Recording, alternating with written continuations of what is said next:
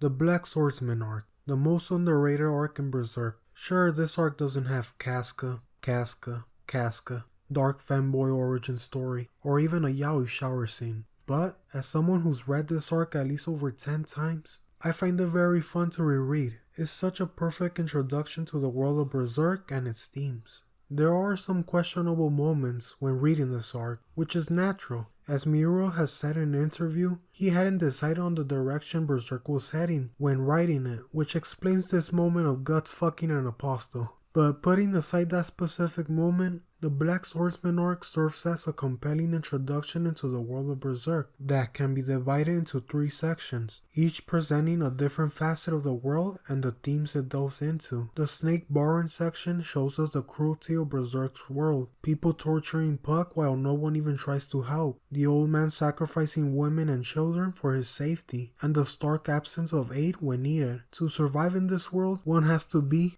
Berserk.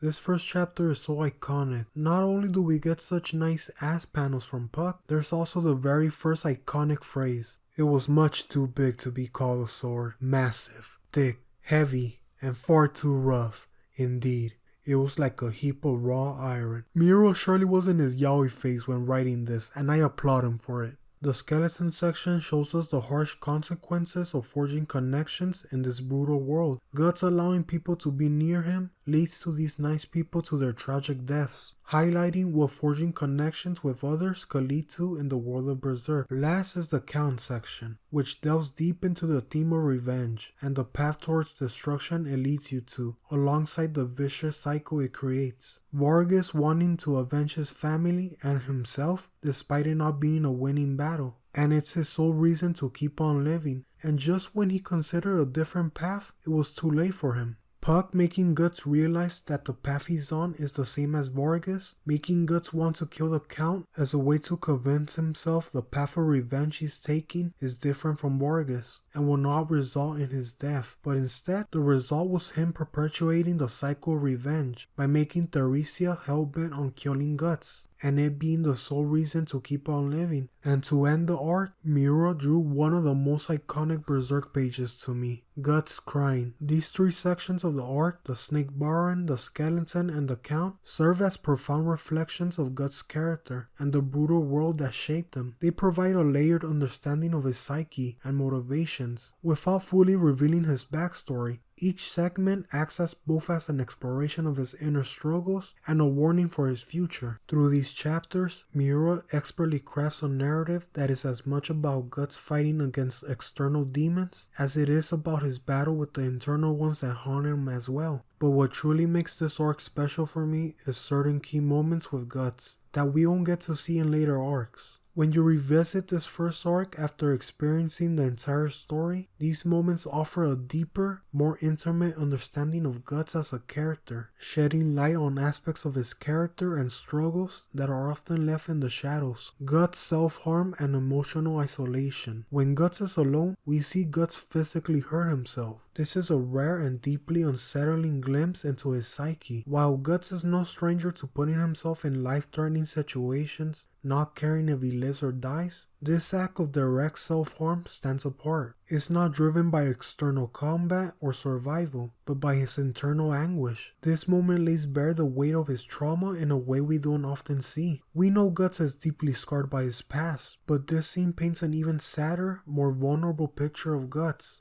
It suggests that after the Golden Age arc, as Guts hunted for Griffith, he likely experienced many similar moments of despair and self-inflicted pain, all while burying these feelings from the world. Only after finding companions like Puck, Serpico, and the rest, does Guts seem to find an anchor of sorts, preventing him from spiraling even further down. Next key moment that stands apart is Vargas as a parallel to Guts. Vargas serves as a haunting reflection of what Guts' path could lead to, and their interactions carry significant weight. Vargas, consumed by his quest for revenge against the Count, is the living embodiment of the toll that such a pursuit can take. Guts, upon witnessing Vargas' suffering and eventual demise, and when Puck confronts Guts about him and Vargas being the same and afraid, we see Guts denying any similarity between them. This denial is telling. It reveals how terrified Guts is of acknowledging the parallels between Vargas' fate and his own chosen path for vengeance. Throughout the series, we see Guts vulnerable in many ways, but this arc uniquely explores his vulnerability regarding the life of revenge he has chosen to lead. And this is the first time where we actually see him doubt his own path. For Guts, Vargas is not just a tragic figure, but a grim reminder of the emptiness and destruction that revenge can bring, and yet he presses forward despite it. Last key moment is Guts crying because he made Theresia like him, consumed by the same desire for revenge that drives Guts. In future arcs, we gotten to see the consequences because of Guts' path of revenge, and the effects his path of revenge have caused people, but never one where we see the vicious cycle it creates, and the impact it left on Guts that it actually made him cry. It's actually very rare we see Guts cry, so this key moment really stood apart to me compared to other arcs. The fear, the hatred, the sadness, the rage Guts displays in this arc is so broad to make you wonder what happened to Guts. And if that didn't hook you into Berserk, Miura created a failsafe in case all that didn't hook the viewer. A twink elf and the main antagonist being a fanboy. Another theme this arc delves into that I want to talk about is the indomitable human spirit. For those that don't know what this means, it embodies the idea that no matter how insurmountable the odds are, humans possess an inner strength that allows them to endure suffering, push through despair, and emerge stronger. In this arc, Guts finds himself repeatedly battered and beaten in battles against the apostles. They frequently mock Guts, emphasizing the futility of his efforts by reminding him of his mortal fragility. They taunt him, claiming there's nothing he, a mere human, can possibly do against their immense power, and yet Guts refuses to surrender. His determination and refusal to yield, even when his body and spirit are pushed to their absolute limits, exemplify the indomitable human spirit. But what sets Berserk apart from other stories that celebrate this theme is its unique and unsettling perspective.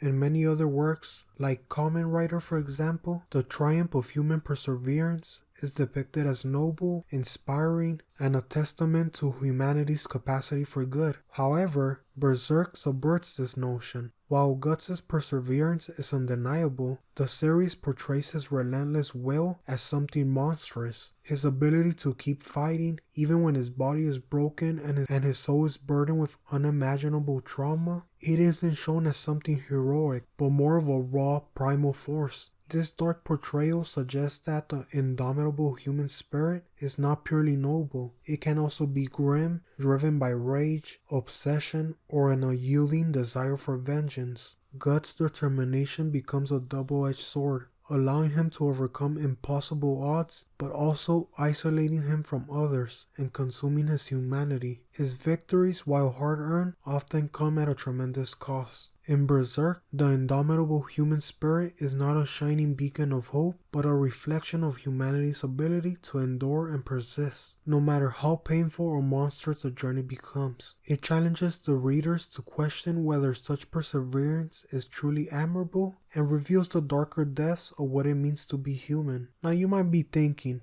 later arcs explore this theme as well. Well, sure it does. This is the foundation of all the future arcs after all. But what sets it apart to me is this feels like the most extreme depiction. To end this on a positive note, this arc isn't all gloom and doom. One thing the three sections of this arc also share is there's a small glimmer of hope manifested as a twink elf that goes against the world of Berserk. All these cool, edgy, dark designs contrasted to the perfection of the twink elf design that tells people to move on from revenge, to not be afraid of connections, to have trust despite seeing darkness and humanity firsthand, yet still chooses to move past it and speak of hope, making Puck the real outlier in this cruel world, making Puck the true struggler. That's not even mentioning it was Puck who first questioned these apostles who we see as monstrous, but Puck confronts the Count about how it's because he was a weak human that he casted aside his humanity to escape the pain of being a human, making him weaker than humans who these apostles make fun of. Miura does such a wonderful job on capitalizing on so many things he wrote in this arc, making this arc even better on a reread. The demon child appearing and following Guts, Guts not wanting to be touched by anyone, the parallels with with Guts and Griffith, with Guts scratching himself just like Griffith, him being tortured and tied very similar to Griffith. While this arc may not be everyone's favorite, there's a lot here that makes this arc very memorable to me, and I hope some see this arc a little differently with this video.